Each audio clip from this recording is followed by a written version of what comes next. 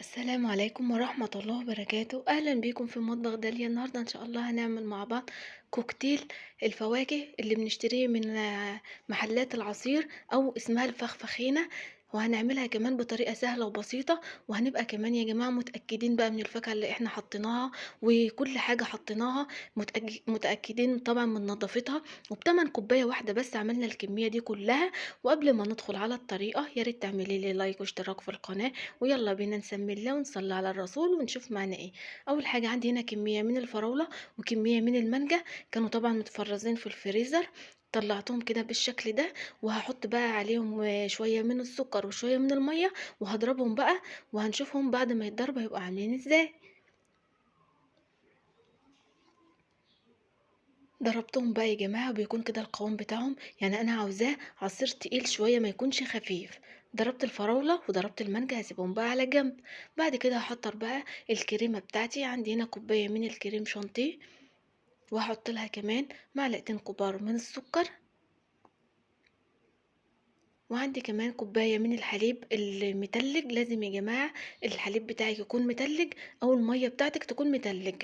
هضربهم بقى كويس كده بالشكل ده، يعني حوالي كده 3 4 دقايق لحد كده ما الكريمة بتاعتنا تجمد ويكون القوام بتاعها متماسك زي اللي هنشوفه دلوقتي. اضربهم بقى كويس بالشكل ده كده اهوت يا جماعة. كده خلاص قوام الكريمة بتاعنا بقى مظبوط بالشكل ده كده.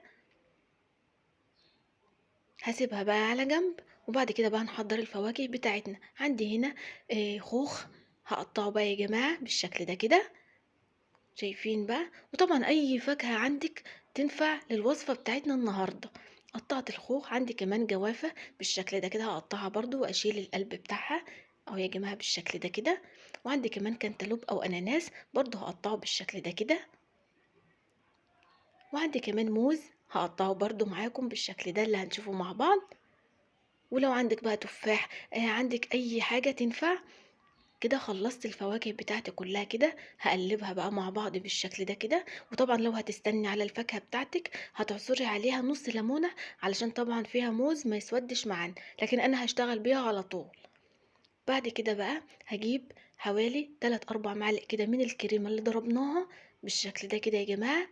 وهبدأ بقى اخففها بشوية مية ساقعين او لبن ساقع زي ما انت عاوزة.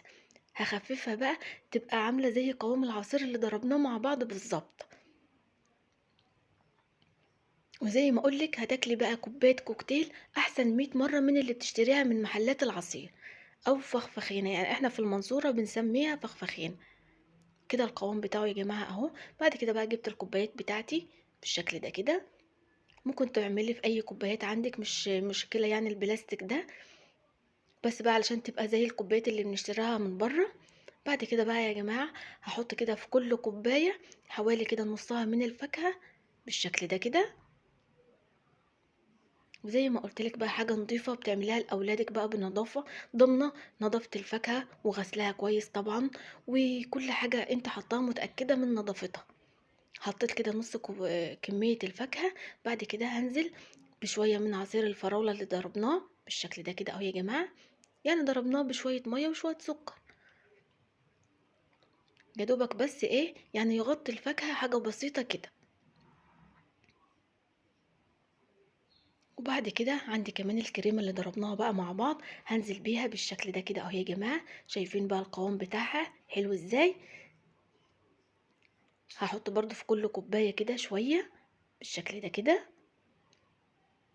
لحد طبعا ما اخلص بقى الكمية بتاعتي كلها بنفس الطريقة. شايفين الموضوع بتاعنا ما خدش اي وقت خالص، يعني وانت واقفة كده في دقايق إيه كنت خلصتيه. وبعد كده هحط كمان كمية من الفاكهة بالشكل ده كده اهو يا جماعة فوق الكريمة، لحد طبعا برضو ما اخلص الكمية بتاعتي كلها بنفس الطريقة كده. واخر حاجة بقى بحطها فوق الفاكهة هي عصير المانجا اللي عملناه مع بعض. يبقى طبقة فاكهة، عصير فراولة، طبقة الكريمة اللي ضربناها، طبقة فاكهة. وبعد كده حطيت كمان طبقة عصير المانجا اللي حطيناها، حطيتها كده فوق الفاكهة.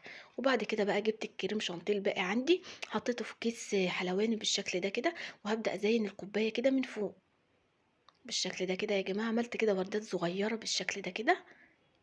شايفين بقى الطريقة سهلة وبسيطة ازاي؟ خلصت الكمية بتاعتي كلها بنفس الطريقة اهو. شايفين شكلها حلو ازاي؟ بجد بقى جربيه بنفس الطريقة، هيعجبك جدا وهيعجب الاولاد.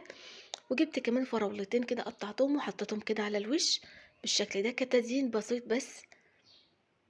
وزي ما قلتلك لو عملتيه بنفس الطريقة هتعجبك جدا وهتعجب الاولاد كمان، ومش هتشتريه من بره ابدا. وزي ما قلتلك بتمن كوباية واحدة بس عملت يعني كل الكمية الحلوة بتاعتنا دي. وطبعا بقى لو الوصفة عجبتك ياريت تعملي لي اشتراك في القناة وتفعيل زر الجرس علشان يوصلك كل جديد. اشوفكم على خير يا رب الفيديو اللي جاي، والسلام.